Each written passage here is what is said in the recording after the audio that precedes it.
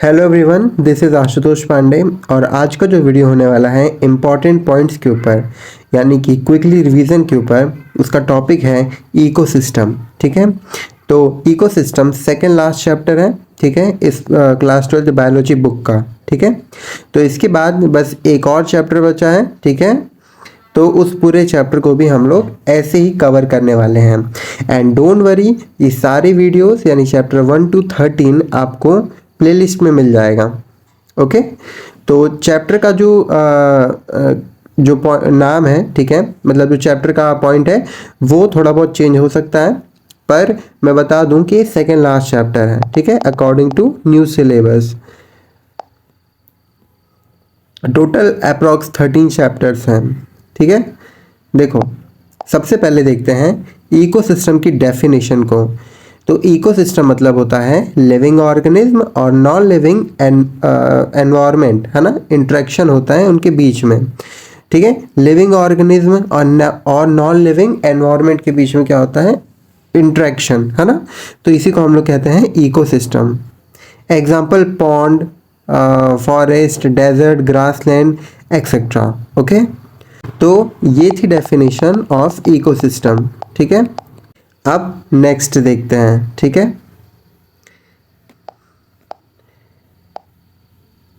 Component of an ecosystem. Okay, सबसे पहला आता है बायोटिक, यानी कि जो लिविंग है, यानी कि जिनमें लाइफ है, जो जिंदा है। ठीक है, उनको बोला जाता है बायोटिक फैक्टर। ठीक है, या फिर बायोटिक।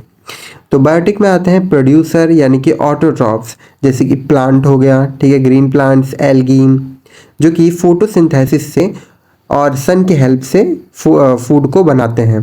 ठीक है, बेसिकली जो सन है उसके थ्रू फोटोसिंथेसिस की प्रोसेस होती है, देन वो उनका फूड प्रिपेयर होता है। ठीक है, प्लांट का। तो सबसे पहले आता है ऑटोट्रॉप्स। ठीक है, देन इसके आगे देखो कंज्यूमर्स यानी हेटेरोट्रॉप्स। अब ऑटोट्रॉप्स है, ठीक है, यानी प्रोड्यूस कर रहा है कोई, तो कोई ना कोई हार्वेस्ट करने वाला होना चाहिए। सो टोटल 4 हैं। ठीक है, consumer. First is primary consumer यानी हर्बीवोरस, जो कि सिर्फ ग्रीन प्लांट्स या फिर वेजिटेबल्स ही खाते हैं, यानी ये वेजिटेरियन होते हैं, काऊ और डियर। देन आता है सेकेंडरी कंज्यूमर। सेकेंडरी में आते हैं कार्निवोर्स। ठीक है, यानी सिर्फ जो कि मीट खाते हैं या फिर जो सिर्फ क्या खाते हैं, किसी दूसरे एनिमल को।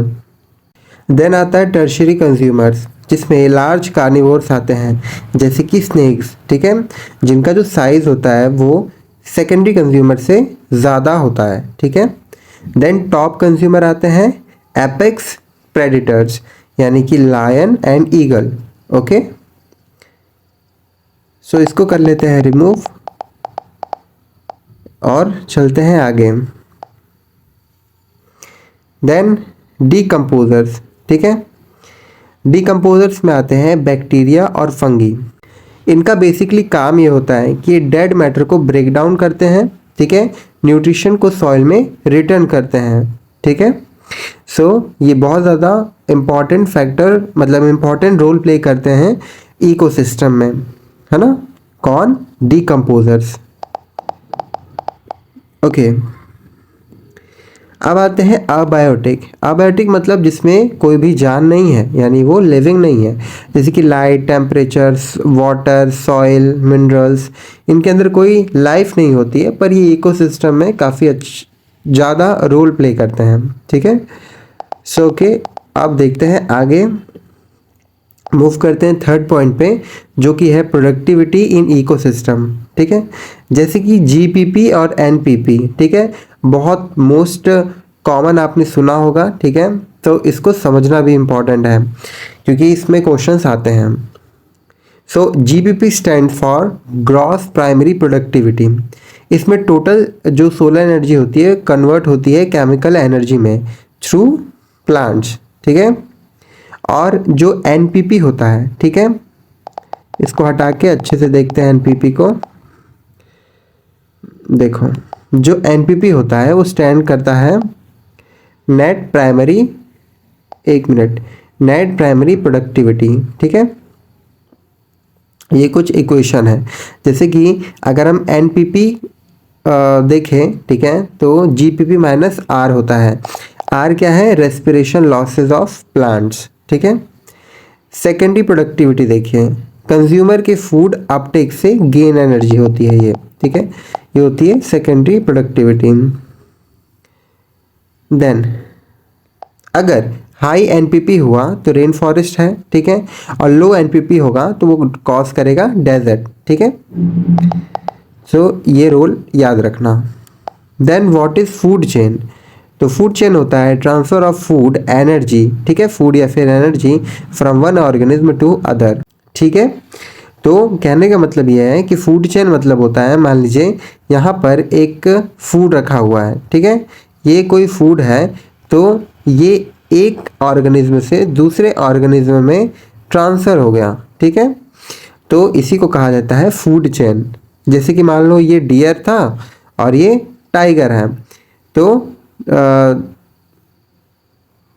एक मिनट यहाँ पे हम रिवर्स कर देते हैं, ठीक है। मतलब मान लो कि हिरन को शेर ने यहाँ पर कंज्यूम कर लिया, यानी कि खा लिया, तो जो हिरन की जो एनर्जी है वो टाइगर के पास या फिर लायन के पास ट्रांसफ़र हो जाएगी, ठीक है। सो ये बेसिकली कुछ समझने के लिए था, ठीक है। आप अपने हिसाब से भी एग्जाम्पल याद रख सकते हो कि आपको क्या बेस्ट एग्जाम्पल याद रह सकता है एग्ज़ाम में, ठीक है। टाइप्स आता है इन ग्रेजिंग, रुको मैं एक मिनट इसको रिमूव कर देता हूँ। इसके टाइप्स देखो, ग्रेजिंग फूड चेन, ठीक है, जीएफसी, इसका जो फ्लो चार्ट है वो देखो, सन, ठीक है, फिर grass, grasshopper, frog, snake and hog, ठीक है। तो ये आपको अच्छे से समझना है, बनाना भी है। फिर देखते हैं डीएफसी, है ना, इसमें डेड लीव्स हैं, ठीक है, फिर अर्थवॉर्म उसको कंज्यूम कर रहे हैं, देन बर्ड्स, देन ईगल, ठीक है। तो ऐसे फूड चेन चलता है कि फिर जो डेड लीव्स थी उसको अर्थवॉर्म ने खाया, अर्थवॉर्म को बर्ड ने खाया और बर्ड को ईगल ने खाया, ठीक है। सो ये जो चैप्टर है मैं आपको बता दूं कि ये इजी होने के साथ साथ इम्पॉर्टेंट भी है, तो अच्छे से इसको करते चलो। जो भी स्क्रीन पे दिखा रहा हूँ उसको अच्छे से अपने नोट्स में इंक्लूड करते जाओ, ठीक है। नोट्स जो है वो इस लैंग्वेज में मत बनाना, इंग्लिश में लिखना, ठीक है, इंग्लिश में लिखना, क्योंकि नोट्स अगर आप ऐसे याद करोगे तो बहुत चांसेस है कि आप ऐसे ही लिख कर भी आ जाओ, पर जो बोर्ड्स होते हैं, ठीक है, उसमें आपको प्रॉपर इंग्लिश लिखना पड़ेगा। देन मूव करते हैं फूड वेब के ऊपर। फूड वेब मतलब होता है, वेब मतलब आपको समझ आ रहा होगा, वेब मतलब होता है जाल, ठीक है। तो many interconnected food chains in an ecosystem. तो अभी हमने सिर्फ एक सिंपल फूड चेन देखी थी, ठीक है, पर जो फूड वेब होता है उसमें बहुत सारे, ठीक है, बहुत सारे क्या होते हैं, फूड चेन कनेक्टेड होते हैं। सो बहुत सारे फूड चेन का कनेक्ट होना called food web. More food web, ठीक है, देखो मोर फूड वेब मतलब मोर इकोसिस्टम स्टेबिलिटी। अब देखो आगे ट्रॉफिक लेवल्स, है ना। ट्रॉफिक लेवल मतलब होता है each step in food chain, है ना। जैसे मान लो हम यहाँ पे लेते हैं प्लांट, ठीक है, प्लांट, ठीक है, इसको किसने खाया, काऊ ने खाया, ठीक है। फिर काऊ को कौन कंज्यूम करेगा, मान लो टाइगर करेगा, ठीक है, टाइगर। तो ये जो है ना, ये पहला ट्रॉफिक लेवल है, ये दूसरा ट्रॉफिक लेवल है, ठीक है, फिर तीसरा ट्रॉफिक लेवल है। तो ये जो लेवल है ना, ये इसको ट्रॉफिक लेवल कहा जाता है, ओके। देन उसके बाद देखो फर्स्ट जो होता है वो प्रोड्यूसर लेवल होता है, then herbivores, carnivores and top carnivores. इतना तो हमने अभी जस्ट समझा, ठीक है, तो उसको समझने की फिर से ज़रूरत नहीं है। सो जो अब नेक्स्ट आता है वो है energy flow in ecosystem. Energy flow कैसे करती है इकोसिस्टम में, है ना। सबसे पहले क्या होता है, जो सनलाइट है यानी सोलर एनर्जी है वो प्रोड्यूसर को मिलती है, प्रोड्यूसर से कंज्यूमर्स एंड देन डीकम्पोजर्स, ठीक है। यहाँ पे कंज्यूमर में आ जाता है सेकेंडरी, प्राइमरी, टर्शियरी कंज्यूमर्स, ठीक है। अब 10% लॉ हमेशा याद रखना, ठीक है। Only 10% of energy transfer from one trophic level to the next. मतलब मान लो ये कोई ट्रॉफिक लेवल है, ठीक है, और उसके बाद यहाँ पे ये ट्रॉफिक लेवल है, तो यहाँ से यहाँ जो एनर्जी ट्रांसफ़र होगी वो सिर्फ 10% ही ट्रांसफ़र होगी, ठीक है। मीन्स कहने का मतलब है कि 90% जो एनर्जी है वो क्या होगी, लॉस, ठीक है। तो ये सब कॉमन बातें हैं जो कि आपको पता होनी चाहिए, यही सब चीज़ें पेपर में भी आती हैं, ठीक है। और ये आपको एग्जाम्पल क्लास 10th में भी दिया था, अगर याद नहीं हो तो यहाँ पे आप देख सकते हो। मान लो कि 1000 जूल प्लांट को एनर्जी मिली है ना, किससे, सन से, पर जो ट्रांसफ़र होगी एनर्जी वो 100 जूल ही होगी, ठीक है। फिर यहाँ से हर्बीवोर से कार्निवोर्स में 10 जूल जाएगी, उसके बाद फिर टॉप प्रेडेटर्स को सिर्फ 1 जूल एनर्जी ही मिलेगी, और हालांकि कितना मिला था प्लांट्स को, 1000, ठीक है। सो ये कहता है 10% लॉ, है ना। देन देखो इकोलॉजी पिरामिड्स को। इकोलॉजिक पिरामिड्स क्या करता है, रिप्रेजेंट करता है ट्रॉफिक लेवल डाटा, जैसे कि नंबर, बायोमास, एनर्जी, ठीक है। सो देखते हैं इसको और अच्छे से। पिरामिड ऑफ नंबर क्या कहता है, ये कैन बी स्ट्रेट, अपराइट और इन्वर्टेड, है ना। मतलब कहने का मतलब यह है कि ये ऐसे भी बन सकता है, ठीक है, और ये इन्वर्टेड भी ऐसा बन सकता है, ठीक है। पिरामिड ऑफ नंबर की हम बात कर रहे हैं, ठीक है। उसके बाद देखो पिरामिड ऑफ बायोमास, ये हमेशा अपराइट होता है, ठीक है। मतलब लैंड के लिए अपराइट होगा, वाटर के लिए इन्वर्टेड, है ना। अपराइट मीन्स ये, इन्वर्टेड मीन्स ये वाला, ठीक है। चलो आगे देखो पिरामिड ऑफ एनर्जी, ठीक है। Pyramid of energy always upright, ठीक है। अब ऐसा क्यों, जो एनर्जी होती है ना, मतलब मान लो यहाँ से ऐसे ये ट्रॉफिक लेवल्स हैं, ठीक है। तो जो एनर्जी है ना वो ऐसे फ्लो करती है, ठीक है, नीचे की तरफ आती है, क्योंकि यहाँ पे मान लो प्लांट्स थे, ठीक है। फिर यहाँ पे हर्बीवोर्स थे यानी काऊ वगैरह थे, फिर टाइगर थे, ठीक है। तो एनर्जी देखो ना डिक्रीज हो रही है, मतलब नीचे आ रही है। तो इसी को कहा जाता है पिरामिड ऑफ एनर्जी, हमेशा एक ही डायरेक्शन में होती है। कभी भी आपने देखा होगा कि एनर्जी वापस नहीं जाएगी, है ना, हमेशा जो एनर्जी है वो डिक्रीजिंग ऑर्डर में आती है, ठीक है। सो ये वाला राइट है। अब देखो आगे इकोलॉजी ससेशन क्या होता है, gradual change in species composition of community over a time. मतलब मान लो कि मान लेते हैं कि ये ट्रायंगल नहीं बना रहा हूँ, ये मान लो एक माउंटेन है, ठीक है। तो यहाँ पर बहुत सारी स्पीसीज़ रहती है, प्लांट्स की, एनिमल्स की, बर्ड्स की, ठीक है। तो धीरे धीरे इस माउंटेन पे क्या हुआ, टेम्परेचर बदला, ठीक है। बहुत सालों के बाद चीज़ें चेंजेस हुई, है ना, धीरे धीरे चेंजेस हो रही हैं। तो जब वो चेंजेस होंगे तो इनमें भी चेंजेस आएगा, ठीक है।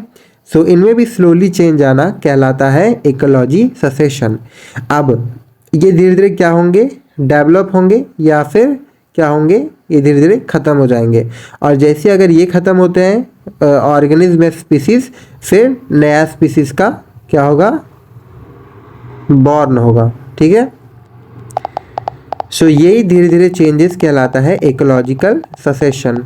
ओके, टाइप देखो, प्राइमरी ससेशन, ठीक है, स्टार्ट ऑन बेयर रॉक, ठीक है, new surface, pioneer species like in mosses, मैंने जो बताया वही उसी का एग्जांपल दिया हुआ है यहाँ पे। सेकेंडरी ससेशन में start on previously occupied area, after fire, blood etcetera, ठीक है। फिर फाइनल जो स्टेट है, स्टेबल कम्युनिटी है, वो है क्लाइमेक्स कम्युनिटी, ठीक है। ये इसको याद रखना, क्लाइमेक्स कम्युनिटी को, है ना। अब यहाँ पे देखो न्यूट्रिएंट साइक्लिंग को। न्यूट्रिएंट साइक्लिंग क्या है, इसमें दो मेन साइकिल्स होते हैं। फर्स्ट इज कार्बन साइकिल, ठीक है, इसमें आता है CO2, ठीक है, प्लांट, एनिमल, रेस्पिरेशन, एटमॉस्फेयर, ठीक है। ये बताने की ज़रूरत नहीं है कि मैंने अभी क्या बताया, मैंने अभी फ्लो चार्ट बताया आपको, ठीक है। मेजर रिजर्वर है ओशन प्लस फॉसिल फ्यूल्स, ठीक है। अब देखो फॉस्फोरस साइकिल, फॉस्फोरस साइकिल में क्या क्या है, नो एटमॉस्फेरिक फेज, ठीक है, सोर्स है इसका रॉक्स यानी वेदरिंग, और नीड है DNA ATP मेम्ब्रेन्स की, ठीक है। अब देखो इकोसिस्टम सर्विसेज, है ना। इकोसिस्टम्स क्या क्या हमें सर्व करता है ना। नेचर से मिलने वाले डायरेक्ट बेनिफिट्स, सबसे पहले तो हमको पता ही है, ठीक है, जो हमको फ्रेश एयर मिलती है, वाटर मिलता है, तो ये सब तो है ही। आओ देखते हैं और क्या क्या मिलता है।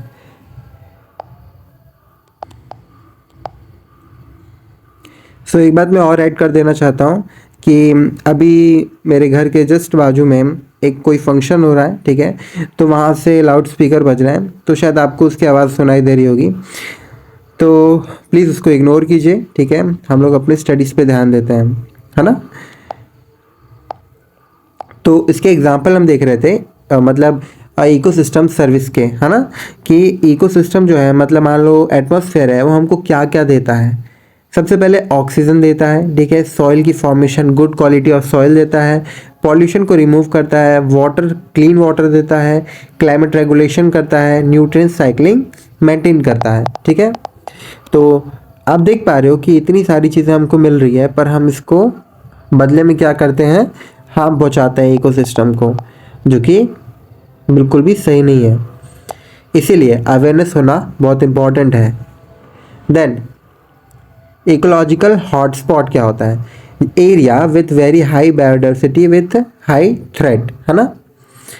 तो जैसे कि एक ऐसा एरिया, ठीक है, जो कि बहुत ज़्यादा हाई बायोडाइवर्सिटी हो वहाँ पे, पर उसके ख़त्म होने का, ठीक है, चांसेस बहुत ज़्यादा हो। तो यहाँ पे इंडिया में 3 इकोलॉजी हॉटस्पॉट्स हैं, है ना। मोस्ट इम्पॉर्टेंट है, हमेशा पूछा जाता है कि कितने हॉटस्पॉट है ना। फर्स्ट है वेस्टर्न घाट, ईस्टर्न हिमालय और इंडो बर्मा रीजन, है ना। अब देखो डीकम्पोजिशन, देखो डीकम्पोजिशन मतलब होता है dead matter break down by microbes.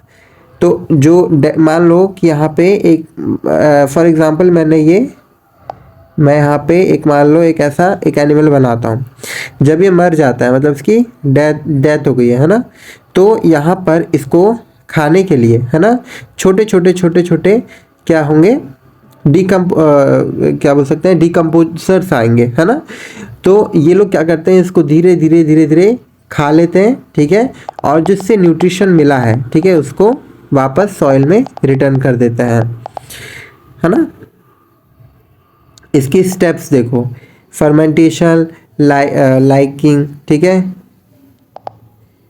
Leaching, ठीक है, कैटाबॉलिज्म, ह्यूमिडिफिकेशन, मिनरलाइजेशन, ओके। अब देखो क्विक रिवीजन देख लेते हैं, है ना, कि हमने अभी तक क्या क्या पढ़ा।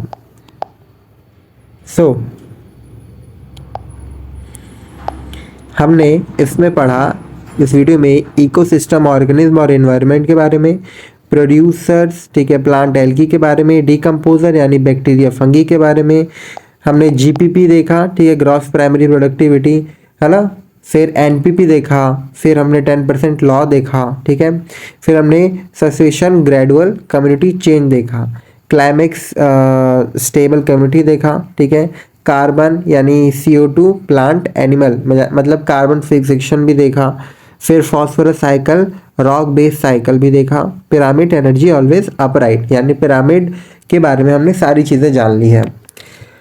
तो आई नो वीडियो बड़ी हो गई है, ठीक है, लंबी हो चुकी है वीडियो, पर एक बात तो गारंटीड है कि बस ये वीडियो सिर्फ इस एक चैप्टर के लिए इनफ है, ठीक है। इसके बाद आपको ना ही क्वेश्चन प्रैक्टिस करने की ज़रूरत पड़ेगी और ना ही कहीं भटकने की ज़रूरत पड़ेगी नोट्स के लिए, बस ये एक वीडियो इनफ है इस चैप्टर के लिए।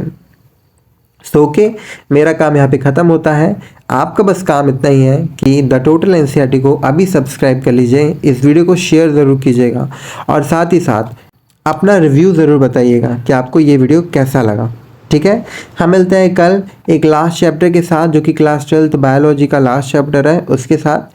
तब तक के लिए स्टे ट्यून। और एक और बात बता दूँ, जितने भी वीडियोज़ हैं सब प्लेलिस्ट में अवेलेबल हैं, सो जाइए वहाँ पर आप चेकआउट कीजिए उसको।